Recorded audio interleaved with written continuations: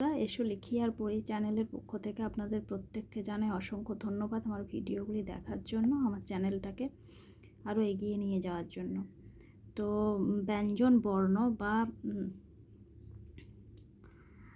ব্যঞ্জন বর্ণের পাশে হলো স্বরবর্ণ, ইংরেজিতে যেটাকে বলে কনসোনেন্ট এবং ভাওয়েল।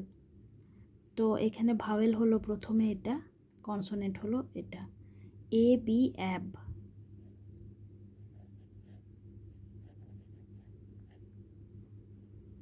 আমি আমার আগের ভিডিওতে কিন্তু দেখিয়েছিলাম প্রথমে কনসোনেন্ট তারপর ভাওয়েল, মানে প্রথমে ব্যঞ্জন বর্ণ তারপর স্বরবর্ণ। এটা হলো প্রথমে স্বরবর্ণ তারপর ব্যঞ্জন বর্ণ।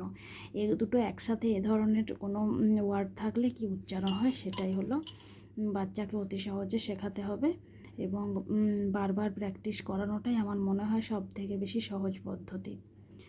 ই বি এব, এব, ই এর উচ্চারণে এ হবে,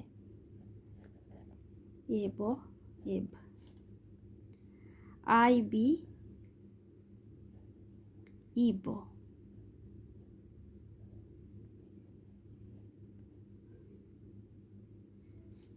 আই বি ইব। ও বি অব, যেমন অবজেক্ট। বেসিক জিনিসগুলো শিখে গেলে ইংরেজি রিডিং পড়ার ক্ষেত্রে খুব সুবিধে হবে। ইউ বি আব।